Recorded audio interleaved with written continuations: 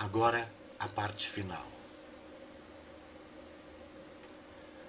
Quando começava a primavera, Saul fez aniversário. Porque achava seu amigo muito solitário ou por outra razão assim, Raul deu a ele a gaiola com Carlos Gardel. No começo do verão, foi a vez de Raul fazer aniversário. E porque estava sem dinheiro, porque seu amigo não tinha nada nas paredes da kitnet, Saul deu a ele a reprodução de Van Gogh. Mas entre esses dois aniversários, aconteceu alguma coisa. No norte, quando começava dezembro, a mãe de Raul morreu e ele precisou passar uma semana fora. Desorientado, Saul vagava pelos corredores da firma esperando um telefonema que não vinha, tentando em vão concentrar-se nos despachos, processos, protocolos. À noite, em seu quarto, ligava a televisão gastando tempo em novelas vadias ou desenhando olhos cada vez mais enormes enquanto acariciava Carlos Gardel. Bebeu bastante nessa semana e teve um sonho. Caminhava entre as pessoas da repartição, todas de preto, acusadoras. À exceção de Raul, todo de branco, abrindo os braços para ele. Abraçados fortemente e tão próximos que um podia sentir o cheiro do outro, acordou pensando estranho.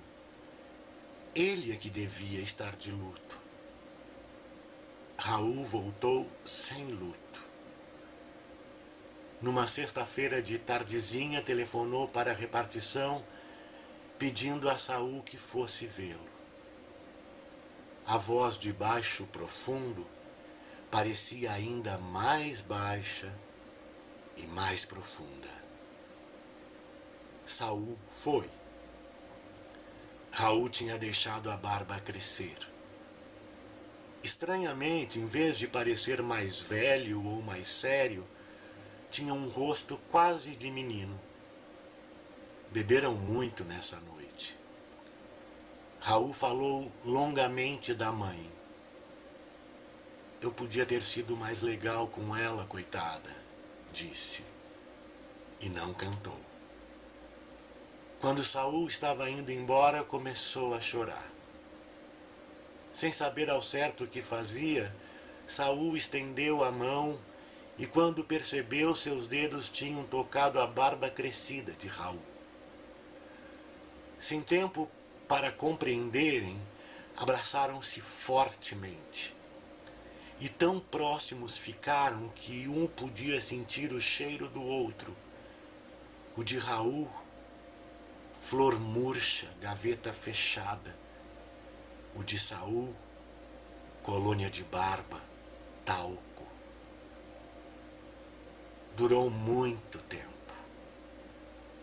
A mão de Saul tocava a barba de Raul, que passava os dedos pelos caracóis miúdos do cabelo do outro. Não diziam nada. No silêncio era possível ouvir uma torneira pingando longe. Tanto tempo durou aquilo que quando Saul levou a mão ao cinzeiro, o cigarro era apenas uma longa cinza que ele esmagou sem compreender. Afastaram-se então. Raul disse qualquer coisa, como eu não tenho mais ninguém no mundo, e Saul outra coisa, como você tem a mim agora e para sempre. Usavam palavras grandes, ninguém, mundo, sempre, e apertavam-se as duas mãos ao mesmo tempo, olhando-se nos olhos injetados de fumo e choro e álcool. Embora fosse sexta e não precisassem ir à repartição na manhã seguinte, Saul despediu-se. Caminhou durante horas pelas ruas desertas, cheias apenas de gatos e putas. Em casa, acariciou Carlos Gardel até que os dois dormissem. Mas um pouco antes, sem saber porquê, começou a chorar, sentindo-se só e pobre e feio e infeliz e confuso e abandonado e bêbado e triste, triste, triste. Pensou em ligar para Raul, mas não tinha fichas e era muito tarde. Depois chegou o Natal, o Ano Novo que passaram juntos, recusando o convite dos colegas de repartição. Raul deu a Saul uma reprodução do Nascimento de Vênus, de Botticelli, que ele colocou na parede exatamente onde estivera o quadro de Van Gogh. Saul deu a Raul um disco chamado Os Grandes Sucessos de Dalva de Oliveira. A faixa que mais ouviram foi Nossas Vidas, prestando atenção naquele trechinho que dizia: até nossos beijos parecem beijos de quem nunca amou. Foi na noite de 31, aberto o champanhe na kitnet de Raul, que Saul ergueu a taça e brindou a nossa amizade que nunca mais vai terminar. Beberam até quase cair. Na hora de deitar, trocando de roupa no banheiro, muito bêbado, Saul falou que ia dormir nu. Raul olhou para ele e disse: você tem um corpo bonito. Você também, disse Saul, e baixou os olhos. Deitaram ambos nus, um na cama atrás do guarda-roupa, outro no sofá. Quase a noite inteira, um podia ver a brasa acesa do cigarro do outro, furando o escuro feito um demônio de olhos incendiados. Pela manhã, Saul foi embora sem se despedir, para que Raul não percebesse suas fundas olheiras. Quando janeiro chegou, quase na época de tirarem férias, e tinham planejado juntos, quem sabe, Paraty, Ouro Preto, Porto Seguro, ficaram surpresos naquela manhã em que o chefe de seção o chamou perto do meio-dia. Fazia muito calor. Suarento, o chefe foi direto ao assunto. Tinha recebido algumas cartas anônimas. Recusou-se a mostrá-las.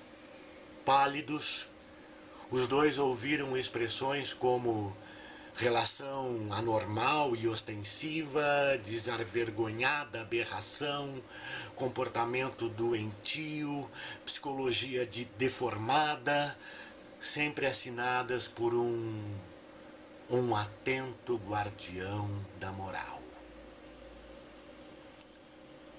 Saul baixou os olhos desmaiados, mas Raul levantou de um salto. Parecia muito alto quando, com uma das mãos apoiadas no ombro do amigo e a outra erguendo-se atrevida no ar, conseguiu ainda dizer a palavra nunca antes que o chefe, depois de coisas como a reputação de nossa firma ou tenho que zelar pela moral de meus funcionários, declarasse frio: os senhores estão despedidos.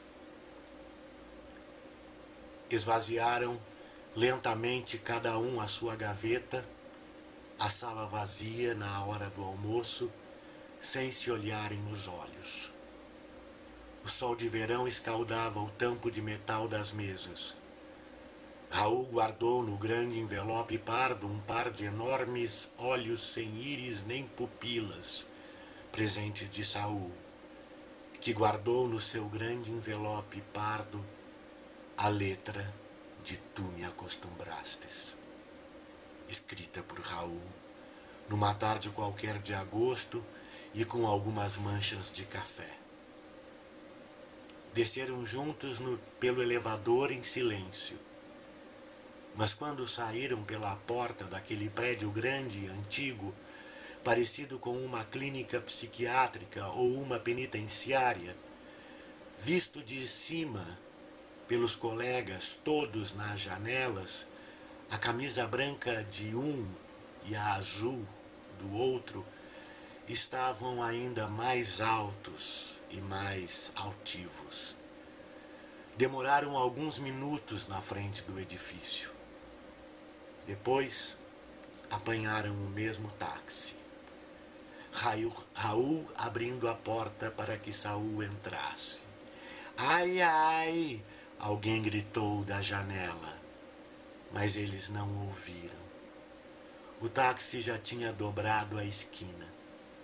Pelas tardes poeirentas daquele resto de janeiro, quando o sol parecia gema de um enorme ovo frito no azul, sem nuvens do céu, ninguém mais conseguiu trabalhar em paz na repartição. Quase todos ali dentro tinham a nítida sensação de que seriam infelizes para sempre. E foram.